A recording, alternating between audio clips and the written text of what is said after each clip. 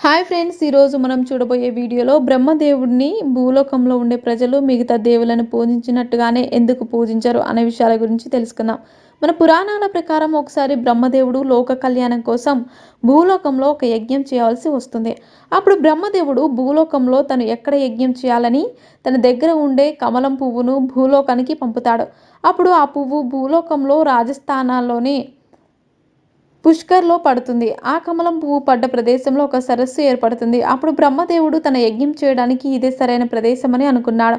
బ్రహ్మదేవుడు అదే ప్రదేశంలో యజ్ఞం చేయడం ప్రారంభించాడు. కానీ బ్రహ్మదేవుడి భార్య అయిన సావిత్రిదేవి యజ్ఞానికి రాకపోవడంతో యజ్ఞం ప్రారంభించడం ఆలస్యం అవుతుంది. కానీ యజ్ఞాన్ని త్వరగా పూర్తి చేయాలి. కానీ సావిత్రిదేవి మాత్రం రాకపోవడంతో బ్రహ్మదేవుడు యజ్ఞం పూర్తి చేయడం కోసం భూలోకంలో ఉన్న ఒక మహిళను పెళ్లి చేసుకొని ఆమె ద్వారా యజ్ఞాన్ని పూర్తి చేస్తాడు. అదే సమయంలో అక్కడికి వచ్చిన సావిత్రిదేవి తన స్థానంలో మరో మహిళ కూర్చోవడంతో కోపంతో బ్రహ్మదేవుడిని నిన్ను భూలోకంలో ఎవరు పూజించరో, అలాగే ఏ వ్యక్తి కూడా పూజ చేసే సమయంలో నీ నామాన్ని స్మరించరని శాపాన్ని ఇస్తుంది.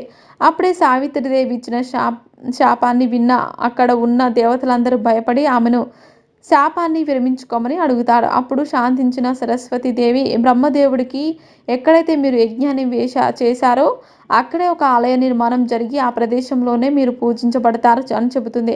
ఈ శాపం కారణంగానే బ్రహ్మదేవుడికి ఈ లోకంలో ఒక్క ఆలయం మాత్రమే ఉంది. అందుకే బ్రహ్మదేవుని ఈ భూలోకంలో అతి కొద్దిమంది భక్తులు మాత్రమే పూజిస్తారు. బ్రహ్మదేవుడికి ఉన్న ఈ శాపం కారణంగానే కేవలం పుష్కరిలో మాత్రమే బ్రహ్మదేవుడికి పూజిస్తారు. అలాగే మన పురాణాల ప్రకారం సావిత్రిదేవి ఈ యజ్ఞం పూర్తయిన తర్వాత తన కోపం తగ్గి పుష్కర్‌లోని ఒక కొండపైన తపస్సు చేసుకుంటూ ఉండిపోయింది అని అంటారు. ఇప్పటికీ ఆమె అక్కడే ఉందని అంటారు. అందుకే పుష్కర్‌కి వచ్చే ఎంతోమంది భక్తులు సావిత్రిదేవి ఆలయాన్ని దర్శిస్తూ ఉంటారు. అలాగే ఈ ఆలయానికి వెళ్ళిన భార్యాభర్తల మధ్య ఎటువంటి గొడవలు రావని అక్కడికి వెళ్ళే భక్తులు నమ్ముతూ ఉంటారు. సో ఫ్రెండ్స్, చూశారుగా బ్రహ్మదేవుడు భూలోకంలో ఉండే భక్తులు ఎందుకు పూజించరు అనే విషయాల గురించి తెలుసుకున్నారు. ఇలాంటి మరిన్ని విషయాలను మీరు తెలుసుకోవాలనుకుంటే వెంటనే మా ఛానల్‌ని సబ్స్క్రైబ్ చేసుకోండి.